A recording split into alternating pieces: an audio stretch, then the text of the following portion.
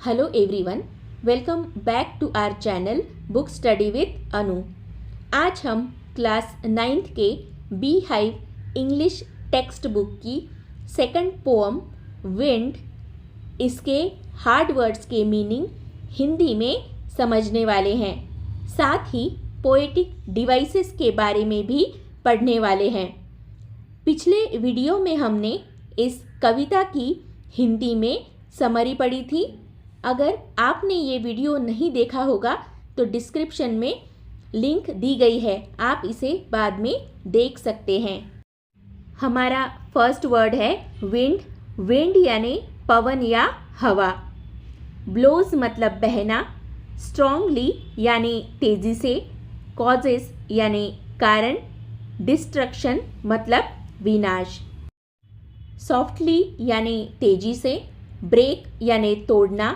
Scatter मतलब बिखेरना। Throne down यानी नीचे गिराना या फेंकना। टोर मतलब फाड़ दिया। ब्रॉट यानी लाया। क्लेवर मतलब चतुर। पोकिंग फन यानी मजाक उड़ाना। वीकलिंग्स यानी कमज़ोर। फ्रेल इसका भी मतलब है कमज़ोर। क्रम्बलिंग यानी टूटता हुआ। राफ्टर्स मतलब छत को सहारा देने वाली ढलान वाली बीम। विंड गॉड यानी पवन देवता। विनोज मतलब छानना या पटकना। क्रशेस यानी कुचलना। बिल्ड स्ट्रॉन्ग होम्स यानी मजबूत घर बनाना। जॉइंट यानी जोड़ना। फर्मली यानी मजबूती से। प्रैक्टिस मतलब अभ्यास करना। स्टेडफास्ट यानी दृढ़ बनाना। ब्लोज आउट यानी बुझा देती हैं। वीक फायर्स मतलब कमज़ोर आग। स्ट्रॉन्ग फायर्स यानी तेज आग। रोर यानी दहाड़ना या गर्जना करना। फ्लोरिश यानी प्रफुल्लित होना। प्रेज यानी प्रशंसा करना। ट्रांसलेटेड यानी अनुवादित किया गया। पैट्रियोटिज्म यानी देशभक्ति। प्री इंडिपेंडेंस एरा मतलब स्वतंत्रता पूर्व युग। क्लासिकल यानी शास्त्रीय। मॉडर्न पोएट्री यानी आधुनिक कविता। आगे हम इंट्रोडक्शन पार्ट पढ़ेंगे। The entire poem is written in free verse. Free verse यानी मुक्त छंद कविता। It is a type of poetry that does not follow any fixed rules for rhymes or rhythm. इसमें कविता का कुछ भी रूल्स नहीं होता है, जैसे कवि के मन में आता है वैसे वे लिखते जाते हैं, उसे ही मुक्त छंद कविता कहते हैं। There is no rhyme scheme in the poem. आगे बढ़ते हैं। हमारा पहला पोएटिक डिवाइसेस है personification. Personification is a figure of speech where human qualities are given to non-human things like animals, objects और ideas। जब हम किसी निर्जीव वस्तु को इंसानों जैसी भावनाएं देते हैं तो उसे मानवीकरण कहते हैं। For example, the sun smiled. Time flies. इसके कुछ एग्जाम्पल्स हैं। अब हम इस कविता के बारे में पढ़ते हैं। Wind has been personified in this poem. For example, come softly. You tore the pages of the books. The poet also uses the pronoun he for the wind and refers to it as wind god. हमारा second poetic device है alliteration. The repetition of consonant sounds in close proximity, it is alliteration. alliteration यानी अनुप्रास अलंकार एक ही ध्वनि या अक्षर से शुरू होने वाले शब्दों की पुनरावृत्ति, खासकर जब वे पास पास होते हैं। For example, big brown bears brought beautiful berries.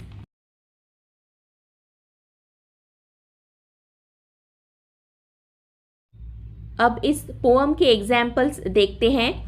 Wind, winnows, won't, want, repetition of W sound. हमारा अगला पोएटिक डिवाइस है मेटाफर। मेटाफर यानी रूपक अलंकार। A metaphor compares two different things by saying one thing is the other. रूपक अलंकार में किसी वस्तु को दूसरी वस्तु के रूप में बताया जाता है, तब ये रूपक अलंकार होता है। For example, time is a thief, समय चोर है। अगर इस पोअम की बात करें तो the wind symbolizes the challenges and obstacles faced in life. For examples, wind blows shaking the trees. He tests our strength. Next poetic device है सिम्बॉलिज्म यानी प्रतीकवाद। इन symbolism, symbol is used to stand for a deeper meaning और idea। मतलब किसी वस्तु का प्रयोग किसी गहरे या छिपे हुए अर्थ को दर्शाने के लिए करना।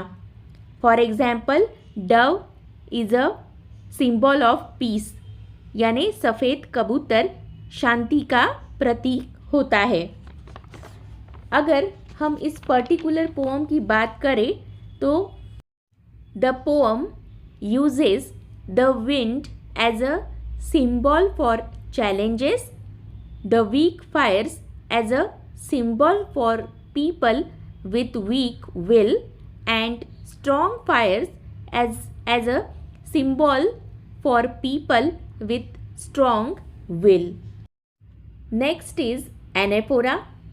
When a word is repeated at the start of two or more consecutive lines, it is the device of anaphora. जब किसी वाक्य या पंक्ति की शुरुआत में एक ही शब्द या वाक्यांश को बार बार दोहराया जाता है तो उसे एनाफोरा कहते हैं। For example, lines 2, 3, 4 begin with don't, lines 6, 7, 8 begins with you. आप पोअम में देख सकते हैं। हमारा अगला डिवाइस है इमेजरी।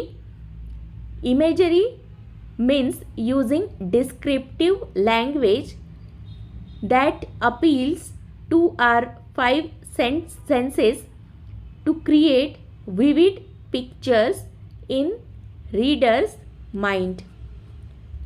इमेजरी का मतलब होता है ऐसे शब्दों का उपयोग करना जो हमारी पांचों इंद्रियों को महसूस कराए और मन में चित्र बनाए।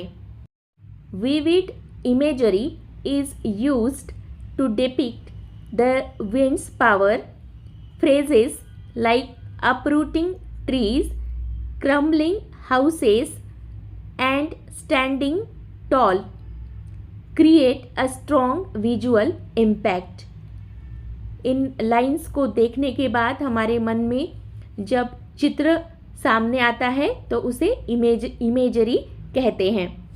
वीडियो अगर अच्छा लगा हो तो please like, share and subscribe.